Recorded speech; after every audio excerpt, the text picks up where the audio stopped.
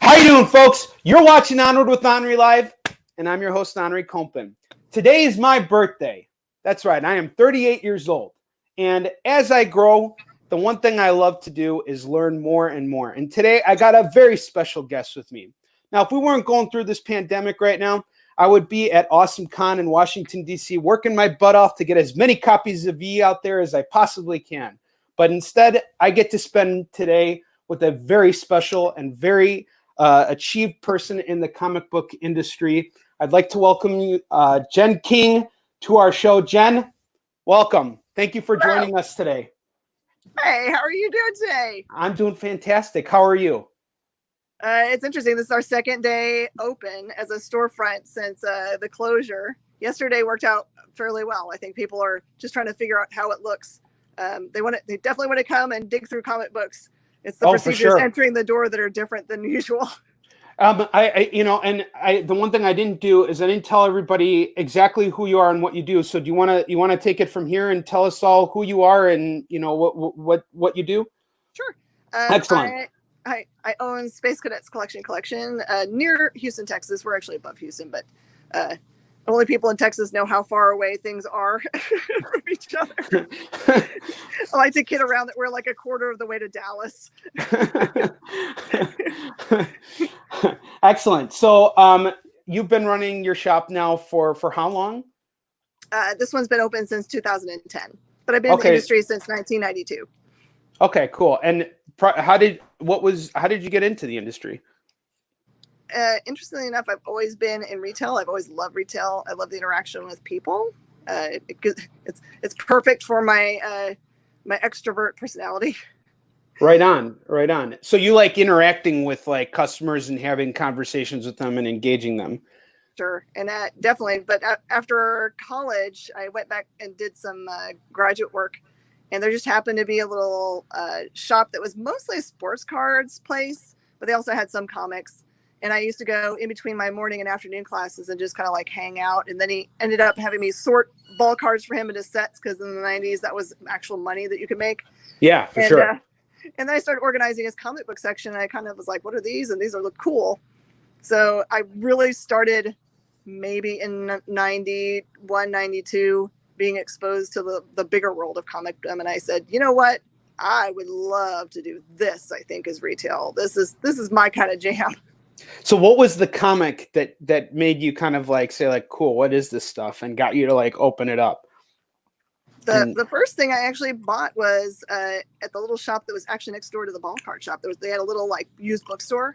They had a little comic book section in there, and they had they made adaptations of Aliens, from the movie. Yeah, right on. Mm-hmm. The stuff that Dark Horse put out. Yes, exactly. Yeah, right on. Okay, those were good. The story goes that I accidentally bought two of the same one and then went back in with, in my mind, normal retail, you accidentally got an extra one, you would just return it and pick something else out, right? And they were like, well, we're happy to take that back and we'll give you, I think this was back when comics were like $1.25. They said, we're happy to take that back. We'll give you 50 cents for it. And I was like, I am on the wrong side of this counter.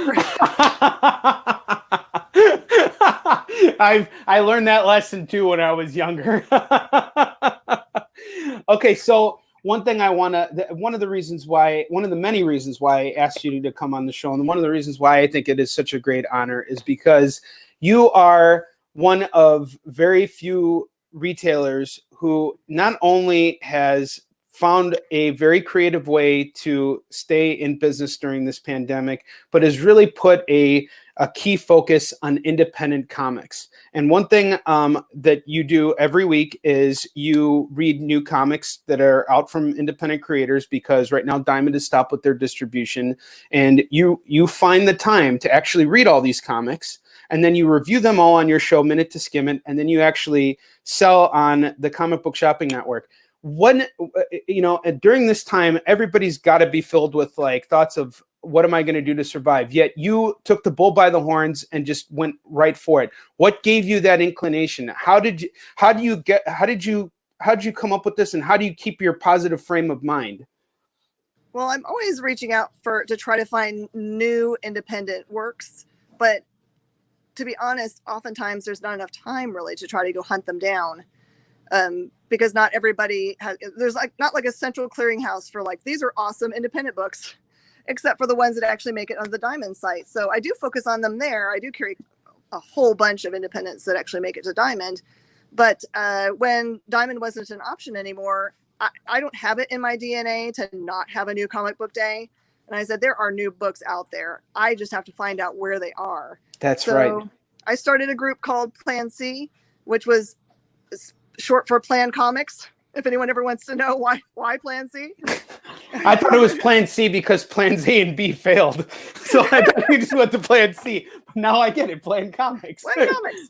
So and that alone was a huge initiative too. And it brought everybody in the comic book, and you did this right when Diamond announced that they were going to postpone their new shipments. You took the bull by the horns and you went after this. So I've tried to put every publisher, every creator, and every retailer in the same room. And luckily, a lot of my press friends understood that I had to boot them from the group because I wanted it to be really organic and have people feel like they could throw any wild idea out there about how comics could still flow and not worry that it would leak in some form or fashion, since many of the people in the group don't actually know each other physically. It was just a trust building exercise. It wasn't that I didn't trust the press to not leak things if I told them not to. But I very much wanted everyone to feel like they could talk freely about really, honestly, any pie in the sky idea that could actually get comics into comic book stores that were still operational, because although many of them were locked down in place and really didn't have any access even to do any mail shipping out or anything, there were a great many that actually had ways, like we're doing mail shipment, doing live shows, doing curbside, and then in some parts of the country we're still actually open. And so I just thought we got to have comics flow in some way, because there's so many people that are fans that that's kind of like their wellness, right? To have that thing, that creative outlet all the time, either in creating them or in reading them. I felt like it was an important thing not to lose. And it's really, I just admire that so much, because you probably have so many other problems to contend with on top of that. It's like you have to find, it's not just about finding the inventory. It's, can I sell the inventory? Can I not only order this stuff? Can I move it? Can I pay my rent? Can I pay for my employees? Can I keep everything up and running during all this? And you looked past everything and said, I need to connect people. And in doing this, I just want to tell you right now that your actions have had very positive results for me personally. Once you reviewed YI SOON SHIN on your site, not only did you reorder multiple times, but I've become friends with one of your customers who has become a super fan of mine. And it's a really amazing feeling to be able to experience that, because right now, as a independent publisher who goes to conventions and is pushing my book and not being able to do that, that connection that you helped build for me is extremely important, but it also connected me to other people in the industry too. And I love that you really decided to focus on just keeping it to the pros only, because press is important, and you definitely need press to cover stuff so that people know what's going on and people take interest in new stuff. But I thought it was a very wise call on your end to say, you know what, this is for business only. When we're ready to share it, the creators and the retailers, they'll come together. I think it's a really important thing that retailers and all comic book creators stay in touch with each other. Yes, and I thought that also a part of and I'm hoping this is going to be what actually happens in the group, is that I'm hoping that it helps truly independent publishers that are doing their own publishing, self-publishing, actually can hook up with some of the, what I consider small press that are actually going through Diamond, and actually get some of these works that are so amazing like yours into more hands with more exposure. Absolutely. And I also, well, here's a question for you, because you're taking the time to actually read most of these books. And realistically speaking, most retailers probably, especially when things start going again, we all know what the bread and butter of most comic book shops are. I mean, it's obvious. And it's gonna. How do you see it? Do you see that comic book retailers are going to be making a consistent effort to get acquainted with these books if they see them through through other small press publishers being pumped into the market, or do you see it things trailing back to how they were, because that's what allows us to survive? I'm hoping that it's really for the retailers out there that partook in trying to carry some of the works that were being offered in the group. I hope it's opened their mind to the possibilities of what's out there that isn't on the racks now, that makes their shops unique, because they're carrying something that won't be in every shop that they walk into, that the customers walk into, as being a unique thing to be like, look at the special thing that I've made extra effort to put on the shelf for you. Mm-hmm. And in my case, I do minute to skim it specifically non-branded, so that a lot of retailers that don't have time to read everything, I understand completely that, because I set aside 3 hours every week with the sole purpose to do that specifically, but it's not something that everyone can do. But right. They can probably set aside half an hour, 45 minutes to watch the show, and then they have a good synopsis about what's going on in the book, and then can just use what they heard to be able to do effective hand selling for the book, even if they haven't read the entire thing themselves. Right. And it's nothing, like I never took any of this personally on the retail front, because, most retailers, I feel like you guys need to sell what the customers are going to buy. It's not necessarily like you can just sell what you like. Mm-hmm. You can certainly do that, but you also have to sell what's going to pay the bills. How do you balance it out? Do you just kind of go with the flow in terms of what your customers' demands are, or do you really try and fill your store with things that you really want to see sell? I think for myself and for my store, my customers have fully understood that I'm a super fan of the things that I sell. I'm not just trying to sell widgets. So they've learned what my tastes are for books. And so it's funny, because sometimes I will read a book and it won't really be something that I necessarily like, but the words, this isn't my jam, but it might be yours. I have some customers that use those words specifically to know they want to buy a book, because they know that the not my jam is their jam. Of course. Absolutely. Yeah. And I think that's I'm a dealer too on the side. So, like I invest in comics and flip them. And most of the time I'm not really paying attention to, do I like this comic? It's, do I see this comic going up in value, or, whatever the case is. So, there's obviously that aspect to it too, because comics are in many ways a commodity too. Like, you can buy and trade them and do all kinds of stuff with them. So, yeah, they're a great investment, honestly. Absolutely. I sometimes look at, especially even in very independent things, and think to myself, like when I read yours, the visuals on it help me think this should be a movie. And so I think to myself, this might not be a bad thing to just own for that future possibility, because there's so many books that we have announcements every day now for things that are in development. And I'm willing to play the long game for things that I really love and believe in. And make sure that everyone else has been told, you know what, this might not be a bad thing to just have, because it's so good that likelihood that it's going to get picked up at some point is pretty high. That's awesome. Okay, so today is your first day opening up your doors. We were open yesterday, and it worked out fairly well. I think everyone is completely has their mind wrapped around about the procedures that have to be, like wash your hands when you come in. We're taking everyone's temperature when they come in. We have a contactless thermometer that we're taking temperatures with. And then because everyone has clean hands, then they can touch everything. Because that was the other concern, is like we have so many things that are very hand touch necessary, like digging through back issue bins. So that's how we've handled that. And we just ask people, if you accidentally touch your face, or if you touch a personal item that you brought with you, please go back and wash your hands. And we're sure that people are all now, with a month and a half behind them, have fully gotten themselves into those kinds of habits that they'll do that. Of course. And now we'll keep them sane, because they'll have something, some sense of normalcy again back to their lives. And I think it's so, and you got us through a very difficult period. I mean, me as a creator, and I know a lot of my other contemporaries and friends who are in this, and they have had tremendous success on your show, and you've turned me on to a couple new titles too. I got when you did the Minute to Skim It, I definitely picked up the Harriet Tubman, which is Oh, just a yes. beautifully illustrated book. Oh my gosh, it is. You know, I gotta hit up the creator of that and have him come on here too. I think that you and that book are tied for the amount of reorders I've had to make for. That's fantastic. We're in 3 times reorder for that one also.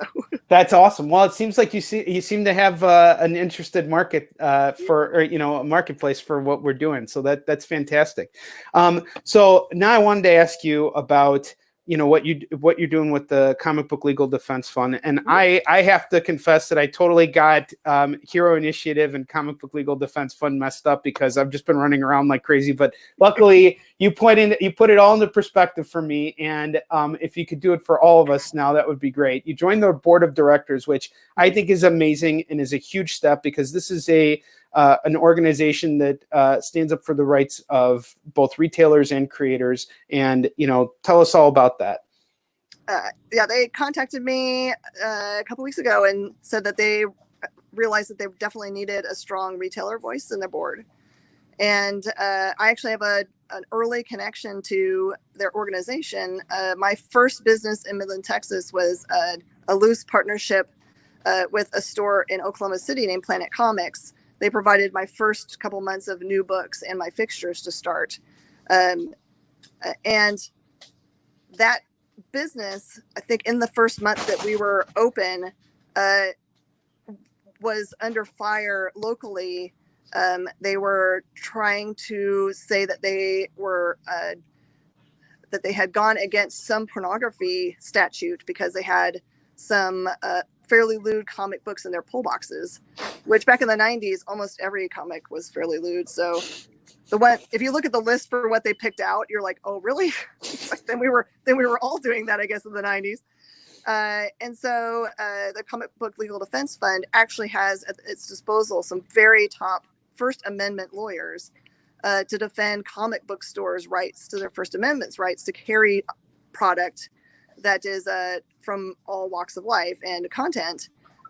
It's a super important right to have. Absolutely. After the Comics Code Authority came and, you know, restricted comics tremendously, and, you know, it's thanks to what Marvel and DC did throughout that allowed us to get to this point, you know, where we could kind of see the, and I would say you were getting into comics around the time that this was starting to get lifted, right? When did the Comics Code Authority get lifted finally?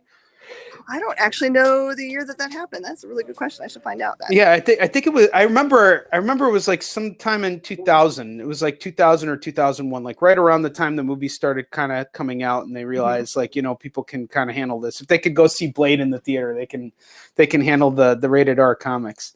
Yeah, I think it was more important to really just have more like the guidelines that they now carry, which are like they have T plus and M on them to help people when they're picking them out so they don't accidentally hand an M book to their kiddos. Yeah, right. Exactly. Yeah, we just rate them like we do with movies and everything else. Yeah. It's really just that simple. Now, how did you feel when you got asked this tremendous honor? What went through your mind? Well, it was a super surreal moment because I got actually asked by someone I held in super high regard in the industry, Bob Wayne, who started, I don't know where he started his career, but he's most famous for being pretty high up at DC. And if you go to any industry meeting now, whenever there's a big problem on the, you know, that we're talking about, almost everybody says, oh, if only Bob Wayne was still around in the business. But he joined you on the board of directors. He did. They announced us on the same day. It was interesting to have him call and ask me if I would be part of the board when he was not yet part of it. But he had already been an advisor for them for quite a long time. So, but I'm just super thrilled. It's a really wonderful group of people from all parts, every corner of the business, so that we have come from all kinds of different good point of view. Mm-hmm. It's an important thing to exist, and I'm still pinch myself that it's my real life. Well, congratulations. I think no one is more deserving. Now, can you give me an idea of like some cases where the Comic Book Legal Defense Fund really came into play and was able to help out a retailer or creator in a tricky situation? Sure. There's lots of things that have gone on. Like I think there's some cases that have been in the news where there's been people that have been arrested that are either going to or coming out of countries that have a lot more strict rules about what there can be in printed material, and they'll come to their aid. Artists all the time. I think there was one where there was a cartoon that was done that had Muhammad in it that got them arrested, and I think they came to their defense. There's lots of those kinds of things, and now recently they've had to come to. There've been a lot of gender issues that they're coming to defend also, which are also important. Oh, absolutely. Especially right now with all the things that are constantly surfacing, and the fact that we're starting to treat each other with much more respect, and, seeing each other on an equal level, regardless of what our genders are, which is what we should have been doing from the first place. But, it's like now it's becoming much more prevalent and important now. So do you do conventions as well? Like, do you set up at shows, and do you showcase over there, or do you mainly just kind of like hang out and try and gather intel and see what's going to be cool to bring back to the shop? For the local shows, we always set up here. We used to travel and set up at shows, but I have the most amazing staff on the planet, if you ask me. And what I've learned is if you put them all in a vehicle and make them drive 24 hours together anywhere and set up a booth and then have to take it back down and be away from their families, that they rub on each other a little bit. And then I don't ever want to destroy the beautiful group that we've got. So I've stopped traveling to conventions to set up, but I go to conventions, and I'll go and I'll speak on panels, or I'll go talk to the publishers there and pick up new product. That's mostly what I do when I go to conventions now that are away. Hi, baby. Sorry, the cutest little girl walked by. Oh, no worries. It's totally cool. I love that you're engaging your customers. That's what it's all about. And I also love that you have such a strong. It sounds to me, I don't even have to ask you about it, but I'm going to anyway. It sounds like you have a really strong connection with the people that work for you. And what is your key to keeping a good relationship, but also making sure that they're staying on point with what the goals of the shop are? Really, yeah. I'm kind of as my staff member comes around the corner and says "mom face." I really am the parent of the group, and I feel like they're my family. Many of them have been my customers for many years. They just kind of like roll into actually to staff members. You've been coming here for 5 years before I got hired. Yeah, that's Jenna. She's been come here for 5 years, and she got hired.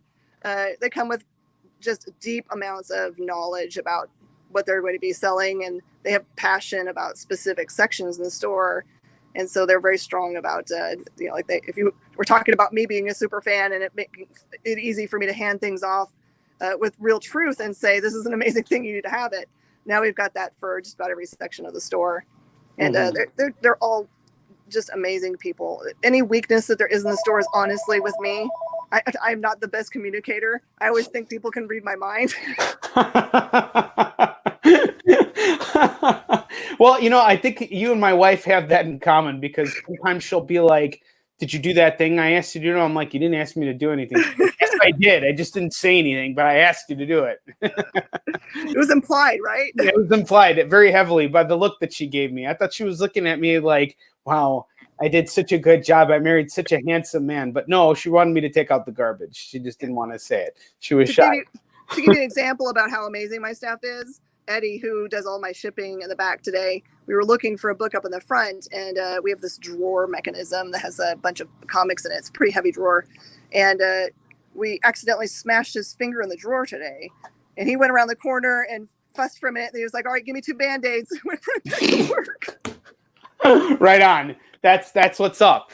That's what's up. And it seems like your staff has really followed, not your staff, your team. Your team has seen the example you've set and the positive energy that you have to get comics out there and to keep things going, and they have followed suit, and you guys are standing shoulder to shoulder. You're not behind them telling them to march forward. You're standing right beside them, and you guys are doing everything together. Yeah, I told them at the beginning of this, is like, I support your decision to stay home if you want to stay home, or if there's a condition that makes in your family that means you can't come up. or if you just want to make a personal decision to stay home, that's completely fine. But if you want to come up and get hours doing shipping or listing, or I'll teach you a new skill that'll help during the time that we're closed down, you absolutely can. And I don't take a salary, so to make sure that I did not have to lay off anybody. And we still have people that are staying home because of family members they just can't expose. And they actually do live things on our Facebook page. We have a brother and sister team that does art on our Facebook page from their house, so they can still be involved as staff members.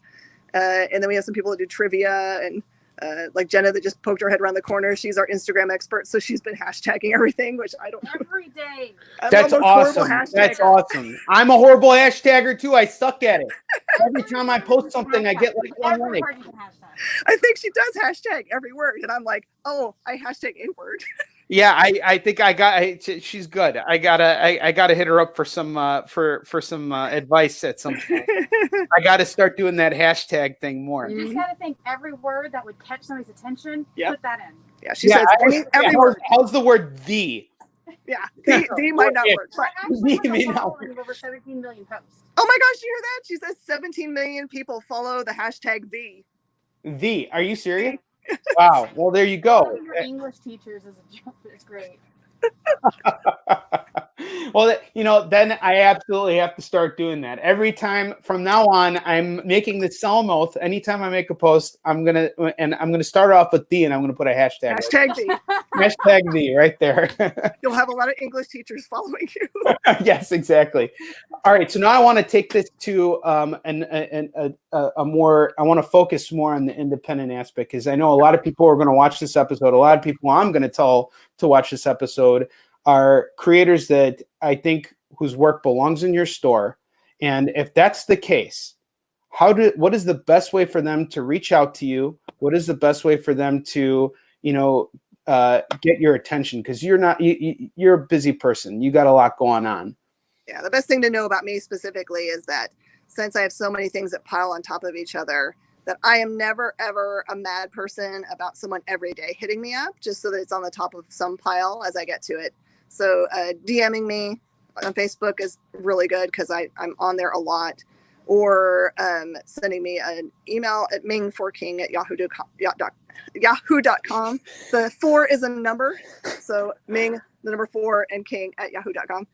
You can send me, if you don't have to send me PDFs of an entire book, but if you send me a sample page so I get an idea of what the art style looks like, and even just a small synopsis, what you would use if you were pitching the book, if I was walking by your convention booth, works really well, because that'll tell me kind of what the mood and tone is. Some of the books on the page, I bought them from their name. Like, I haven't looked at the interior art at all, because I thought that the name was enough to get people to like pay attention, like Harriet Tubman, Demon Slayer. Was that a book that you looked at it and you're like, I just want to order this up? I saw the cover and I saw the title and I was like, yeah. Order up. Yeah, right on. What other titles have you been like that with? I'm trying to think which one. The Monkeys Fighting Robots, just because of the name. Yeah. I'm obsessed with robots. So I'm trying to think what other ones that I just was like, I think now I'm kind of getting to the point where if someone sends me a well thought out, like, hi, we really think our stuff's, would be a good match for you.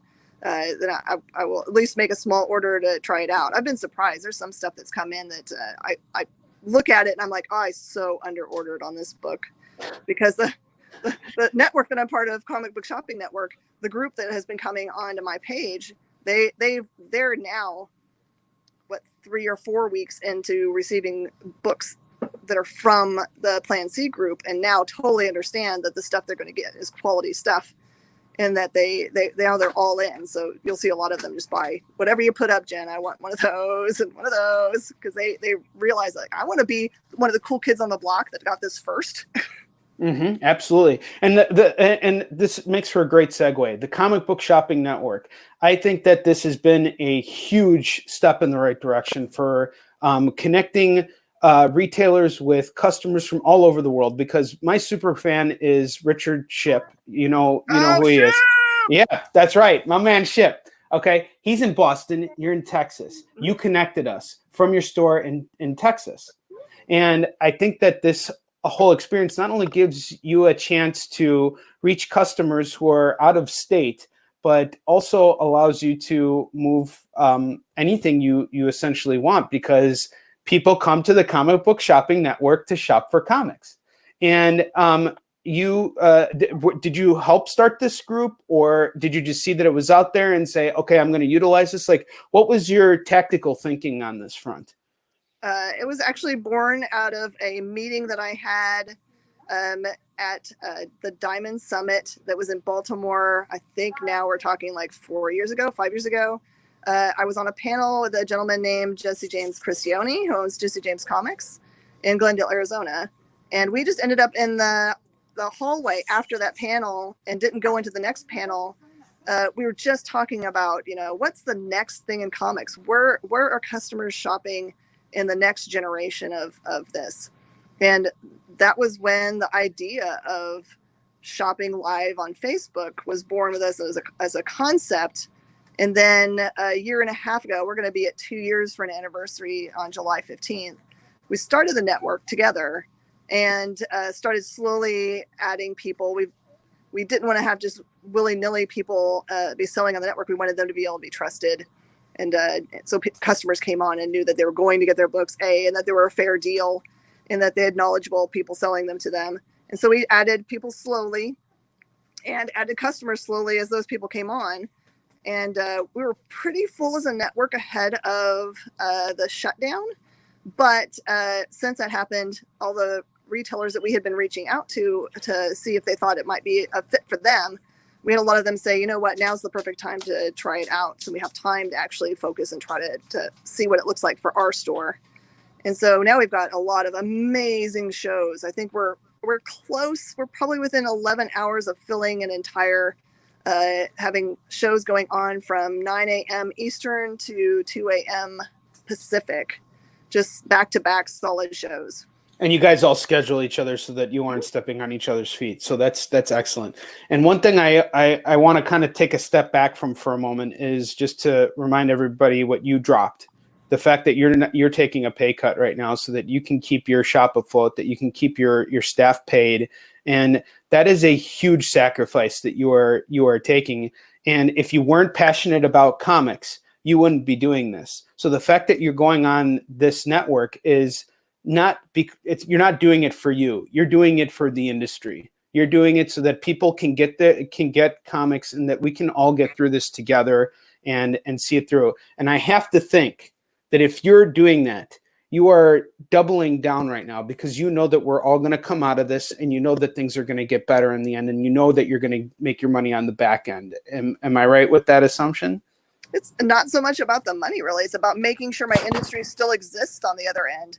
I mean, this event could have taken it completely down, right? You have no distribution, then there's no money flowing for the publishers, then there's no money flowing to the artists and creators, and that system can quickly break down if it's not fed at some part of that thing. So, for me, it's like a survival tactic. Like I definitely want to have us all be here on the other end, so that we still have comic books, comic book stores, comic book movies.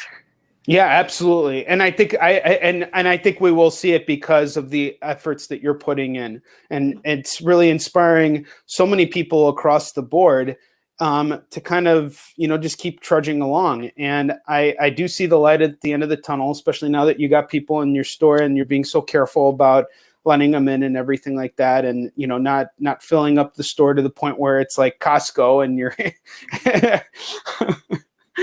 and another reason why it's really uplifting for me is because, like I've said before many times, me being at a convention, I have to be in front of people in order for them to see the book, and in order for them to essentially find interest in it. Because if they're not interested in me, they're not gonna buy the book. Well, now I'm kind of taken out of the picture. How do I reach all the people that I would meet at comic conventions if I'm not physically there? So it's easy to say, well, you got to up your game and go digital, but that's a really tricky thing, especially if you don't have the network and you don't have the knowledge base to really, fit all the right algorithms and make them, all work in your favor. It's like there's a lot of my skin's itch because I don't understand IT stuff at all. Neither do I, dude. I don't get any of that. I'm a fossil. you know. And for me, I don't understand this whole idea of, you know, not engaging people. And, you know, obviously, you know, having this show has allowed me to do it. And I've really used this time to learn from different people in the business so that when I return to conventions, I can apply that knowledge and it all helps. And the fact that I see you paying attention to so many other creators makes me realize, wow, you know, I should be doing the same thing. You know, I should also be reading the work of other people. So, you know, I interview guests and I get to know them, and you know, I'm always like hooked. As soon as like I talk to them, I'm like, okay, I want to buy your book, because they all do such a good job of like they're all so passionate about what they're doing, and you really see that a lot in independent comics. Not that you don't see that in Marvel and DC stuff, you certainly do. And I actually wanted to ask you about that. So we know that Diamond is going to resume shipping stuff at the end of May. What are you most excited about as a fan, as a store owner? What's got you most excited about what they're going to be putting out once they resume shipping, where you left off, and you know, where you're hoping to pick back up and all that? Sure. For a lot of the smaller press publishers, I've been able to kind of get some of their things that have been releasing anyway. Like I think Red 5 still allowed retailers that could get them to get their most recent releases. And I think Scout and Source Point Press, they've been doing things direct. There's some alternative press. But for me, so for the ones that weren't in that group, I'm looking forward to continuing reading the books that I was reading for the series. And no one will be against me when I say that they know I am a super Captain America fan. So, and anything Marvel. So, although the Captain America title right now has a storyline that I'm like going, get on to the next thing, because I want to see all the crazy stuff happen. I was really digging the beginning of the Empire storyline because I like the scrolls. Yeah, right on. Were you happy with the way it was handled in Captain Marvel? They were handled in Captain Marvel? Oh, yes, absolutely. And I still will say, I will go public and say, I'm pretty sure that Kelly Sue DeConnick is the missing scroll. Oh, okay. Yeah. When you yeah. No, I didn't. Go ahead. Finish your thought. I'm an obsessive counter. Weird habit of mine. Like I know how many bullets go into a gun, and if in the movie they shoot too many bullets, and I'm like, you quality control people should be fired. So in this case, I knew how many scrolls were in play, and if you pay attention in the movie, there is a missing scroll. And when she chases them out of the subway, you see a woman walking towards the lens, which has got like a red cat's eye glasses on. That's Kelly Sue DeConnick, who wrote the most famous run of the Captain Marvel books that this is based on. And you don't ever see that scroll again. So you think I think, you know what? That is a very good theory. Now, do you know Kelly personally? I don't. Gosh, I wish I did. She's an amazing person. Are there any comic creators that you're like really tight with? There are a lot of them I talk to very, very regularly. And I think that that's another thing I pinch myself about. And it was like that so many of them, I think, really enjoy having interactions with their fans and with retailers so they can tell them, you know, here's the cool new thing you need to know about what's coming next in the book. But I think a lot of retailers think that maybe that creators of comic books don't have time for that, or that they're unreachable, or they're too famous to want to talk to them. And I've learned that's not true. I think that it's just like the same problem with like actors that you see be really lonely, like the quintessential picture of Keanu Reeves on the bench eating his birthday cake by himself. Like I took that as like going, oh, I'm not letting that happen to anyone ever again. That's not cool. So like I'll be everybody's friend because that hurts my heart. Well, you know, I find that commendable because there's I've found personally throughout my experience working in comics that this is a really hard industry to kind of like not just break into, because you're always kind of breaking in as on the creator side, but it can be a very lonely path because there are aspects of the comic book industry that are very cliquey. There are cliques, you know, and it's very hard to like, sometimes I found that retailers don't necessarily want to interact with creators. They want to interact with other retailers so that because they feel more comfortable with them. They don't feel like they have to put on a front. And I'm not saying that's the case across the board, But, I think the same can be said about creators. Creators typically want to associate with other creators. They feel more comfortable at like their drink and draw situations and things like that. And I think it's important. And, obviously I know countless cases where there are creators and retailers who are actually very good friends. I have good friends that are retailers too, and I would hang out with them no matter what. But generally speaking, when you're trying to grow that network and you're an unknown guy talking to a well-known retailer, it's like, I often find that, they're often too busy or just, genuinely not interested in, unless I'm doing something that is worthwhile to them. I think it's really great that you have this attitude of, I will talk to anybody, because that's what matters. It's about, if it isn't for people like you paying attention to everybody, regardless of their backgrounds and regardless of what they've done, their work would never get noticed, because it's really hard. Like being an independent creator, even being a mainstream creator is really difficult. Mainstream creators, they deal with a lot of scrutiny based on anything they do, because half of the people are going to like changes made to Captain America, and the other half are going to hate it. And Tom King, he has had very celebrated runs on books like Mr. Miracle, and what he's doing right now with Strange Adventures is really amazing. But he underwent a lot of scrutiny with his run on Batman and the Crisis book that came out last year. I forgot the Crisis Hotline book. What was it called again? Oh, I know which one you're talking about. Yeah. That was an amazing. And it was an amazing thing, but it was so divided. It's like you either loved it or you were like, oh man, I want to go after him. So I don't think like it's like you get into the mainstream and everything's like easy. You're still dealing with your sets of challenges, but they're on a different scale. And I think that coming together is a really important aspect of everything, and being able to, share your thoughts and ideas with other retailers and everything, so that they understand what you're trying to get across. Yeah, and I do want to I don't want to derail your conversation, but I've been dying to ask, how did you focus on this one pivotal character in history to write about for this book? Because I would have never ever thought of it, and I would have never thought I would be interested remotely about it, but I am enthralled by it. I appreciate it. Well, I'm happy to answer that question for you. I always wanted to write superhero comics, and like you, I am a huge Captain America fan. In fact, I'm sure remember Ed Brubaker's run, when him, Mike Perkins, and Steve Epting when they launched everything and they brought Winter Soldier on and made Bucky, Cap, and everything. That was the art style I was going for with YI SOON SHIN. But why YI SOON SHIN? Because I wanted to do superhero stories, but releasing a new superhero comic is very difficult, and to make it stand out is also really tough. So when I came across this piece of history, I looked at 300, and I'm like, 300 was really cool. I really love that graphic novel. What if I did the same thing? So it kind of just got me down into that rabbit hole of, doing the research. And I didn't want to present it as like this historical biopic, because that's boring. It has to have the feel of a comic, so that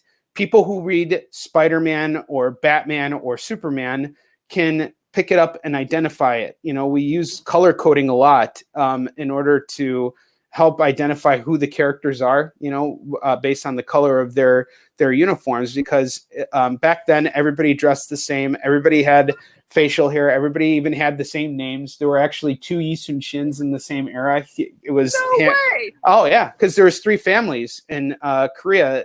There's Park, Yi, and Kim, and Yi became Lee, but everybody had a last name that was one of those 3 last names, and eventually you have a ton of people who have the same name. So we had to really condense the cast in a lot of ways, but I really wanted to get across the same feel of what that Captain America series did for me. Cap he's every man's hero, and we call him Captain America, but people around the world love Captain America. It doesn't matter that he's called Captain America. People in Korea think he's the shit, Yeah. And that's what I want for YI SOON SHIN is, to get that that same feeling across. Very much so as a comic. There's a lot of research that goes into the page. We read a lot of comics. My co-writer on the series, he has taught me everything I know about comics production, and he worked at Marvel and DC for a very long time, and brought all that stuff together. So it's it's great to be able to incorporate a lot of the ideas that made Marvel and DC comics popular into my own series. And the biggest trick has been the title of the book, because what's a YI SOON SHIN, and you got to really depend on retailers being interested in the book itself in order for it to sell, because they have to see it and be like, okay, cool. Like, this is something that I want to have at my store. So it really means a lot to me when I come across somebody who reads the book and is like, okay, cool, I want to carry this in my store, sees the title and says, I can sell this. That makes a huge difference for me, and especially the reordering. That's even more important, because a lot of, but it's not a fluke. Yeah, of course. But in a lot of cases, I think that I don't think it's the intent of any retailer not to want to reorder, but it's also because so much stuff is coming out on a monthly basis. You probably fall into a bit of a situation where it's, you kind of think like, once something has been out already, you'll reorder it if it's offered again, kind of a thing. So, but you seem to have a very different idea of knowing that it doesn't just have to work that one way. Sure. And I think you were brilliant in your decision to choose a superhero that's not traditional cape and tights, because what I've found over the years that I've worked in this business is that people have a mental budget for themselves about how many dollars they spent for superhero books. And usually that's relegated to Marvel and DC, whether they mean to think that or not. It's just the way it works out. And they'll say, oh, I can't add any more comic books this month. I've spent my budget. But for some reason, independent books that are not superhero based don't fit in that same budget for them. They'll buy as many of those as they want. And it's a weird phenomenon that I still to wrap my mind around. So when I talk to publishers that are thinking about doing traditional cape and tights, I'm like, if that's how you're going to launch your brand, you will have a huge uphill battle, because you're immediately hitting people's pocketbook that they see as a closed pocketbook, that they've already spent the money on that. They're not adding something. So that you do have a superhero book that is not superhero book is to its great advantage for both me as a retailer for thinking about putting my money out there to try it out, and for conversely the person who's buying them. Yeah, absolutely. It's a different mental exercise for some reason. Yeah, for sure. Yeah, no, and it's also like, who do you have an idea? I'm sure you have an idea of who your customers are, who your repeats are, and all this stuff. Like, do you kind of have a sense of who your market is as well? Would you say your market is yourself, kind of like, or would you say it's anybody who walks into my shop? It really is anybody. I've learned for all the years I've been in retail, not just this retail for comic books, is that I absolutely cannot tell from what people are wearing, what they look like, their gender, how many tattoos, what they have on their head. None of those things give me any kind of clue about what kind of book that they'll like, how much money they want to spend on comic books, what they've bought in the past, etc. So I try to put everything in people's hands that I think that I like, with the idea that to look at me, you wouldn't think that's a traditional comic book buyer. I look, like soccer mom A. So, and it's the truth. And it's interesting. I was on a panel at New York Comic Con year before last, and one of the panelists brought this cool information algorithm information out of Facebook, saying that they looked at the hashtag comic and put that through the system and looked at what demographic was the person who had that the most, is what they were following, talking about, or any of those kinds of things. And what they said during this panel was that it was women 65 and older were by far the largest group. No way. Everyone else in the panel said that has to be an accident, that there was they didn't understand what they were looking for, and they were that's like comic, like haha funny people on a stage. And I was like, I don't know, I think that might be real. And I will tell you from the people that I'm selling to on the comic book shopping network that there are a huge amount of them that are female mamas 50 and older buying from me on a weekly basis, and not just small amounts of money. I think that they've always wanted to buy and just didn't know how. Right, exactly, because it's, we have to also look at the fact that comic book stores, they don't stand out the same way that, say, your brick and mortar shops do, where they have these big, attractions and everything. Comic book shops are typically like, more discreet areas where people kind of come in and browse and take their time. And it's, and I love that experience. I love being able to walk into a quiet comic shop, go through the back issues, take my time, engage with the owner and have a conversation about what's cool and all that stuff. That's part of the experience. And, last week, I think it was Boom Studios editor-in-chief, Philip Slayback, he posted this really great video, which I think I got from your wall. And this, in his video, I found it to be really, it was very moving for me, because it made me realize why retailers are so important, even in today's market. Even though 95% of my sales come from the convention floor, I still think the comic shop is an integral part of making the overall industry work, because without it, you don't have community. And without community, you don't know about the conventions. We're all in this together. Yeah, and I do have to say, just in case anyone ever wonders, because it's a very polished putting out there that Philip does, that they're worried that he's just putting on airs. That really is his heart, and it's the company of Boom's heart, that they really, really put their money where their mouth is, and their resources and their outreach. All that stuff is real and legitimate. That Boom is an amazing company. Absolutely. And in fact, I'm actually trying to get Philip to come on the show. I'm working on that right now, because that's a guy I want to learn from too. And, I see a lot of creators too. I'm friends with a lot of creators, and I follow the industry a lot. And a lot of them are in pretty dark places right now, because they are afraid, and legitimately so, of what's going on right now. So it's also important to have people who have, a connection to seeing it from, to keep our eyes on the prize and see this through, so that we don't lose our treasured industry, and that things are still moving forward. Absolutely. Yeah. If you can get an interview with him, you'll just love them as much as the rest of us do.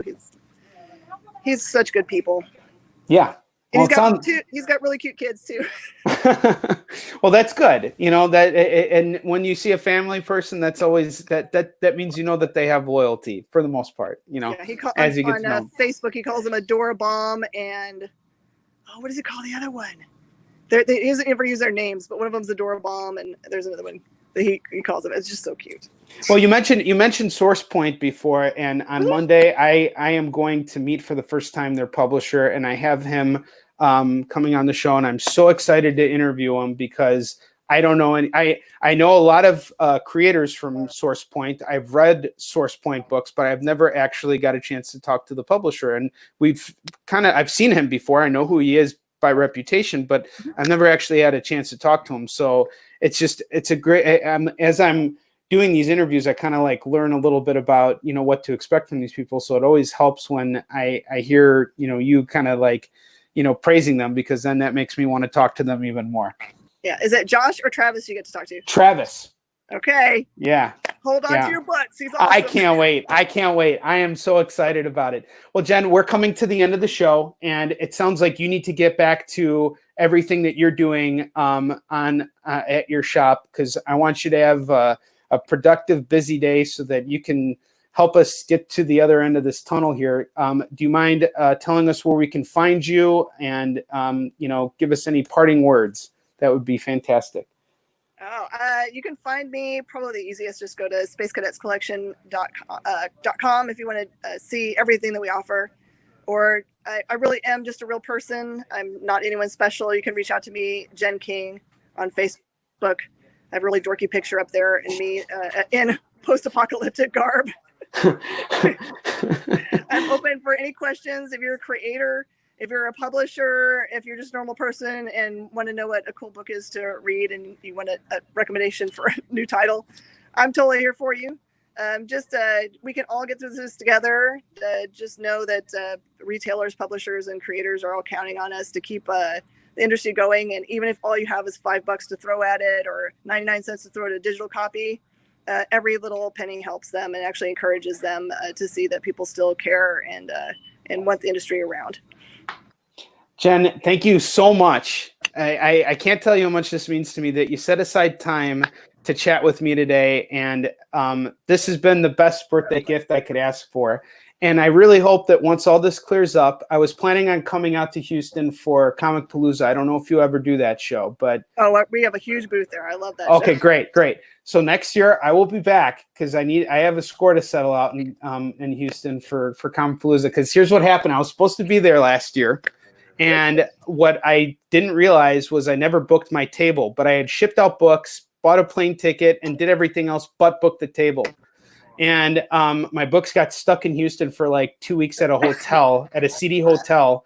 And then I had to ship them to a different location. It was just a nightmare. So now I want to go back and I want to kick ass at that show. And when I come out there, I would really, really love to hang out with you and grab a drink and, just meet your crew and, and get to know you better and pick your brain. I hope you'll be down for that. Absolutely. And just put this idea in your head. If you want to be a featured creator at our booth, we would love to have you. I would love to do it. Hell yeah. Let's make it work. Awesome. Yes. Well, thank you so much. I'm going to let you go because it sounds like you're busy and I want to give you a chance to interact with your audience. It's a big day for you. And I wish you nothing but the best of luck. Be happy, be safe, be healthy. Just much success to you. And thank you again. To you as well, and happy birthday. Thank you. Thank you so much. Bye. Bye. See you later. What an excellent episode. That was the best birthday gift I could ask for. And thank you so much for tuning in today. That means so much to me, guys. Thank you for helping me to grow this show. So I let the cat out of the bag. Monday, I got Travis McIntyre from Source Point Press coming on the show. I'm going to be meeting him for the first time ever. I'm going to be picking his brain. I'm going to find out who this guy is. And I hope you'll join me because it's going to be a great episode. I consider him to be a huge guest on the show. And it's because of him that Onward with Onrie is now going to be on pretty much every single day, Monday through Friday. What I'm trying to do is as I get other guests, I try and make sure that I can accommodate their schedule. So I try and stay on I try and keep the show on at like 3 p.m. Central Time, but there might be situations where, depending on where a creator is located, I might have to change the time that the live show goes on. But that doesn't matter because even though the live show may not be it may be on at 3 p.m., it's available for your viewing at any point. And I'm going to assume that most of you are going to watch it afterwards. And if you do come across it, be sure you follow me on YouTube and follow me on Facebook. And if you're an independent creator, please reach out to Jen, talk to her. She's awesome. She will give you a shot. And she has helped me sell a tremendous amount of books. And the fact that I was able to get reordered through a retailer during this period is a huge thing. And that speaks volumes about the person. So that's why I asked Jen to come on here today. And I think the one thing the biggest lesson I got out of her today is that passion truly does go a long way. You see that she is sacrificing her own well-being in order to keep the industry itself afloat. And that's a huge sacrifice. It's not an easy one to make. She wants to keep her team together.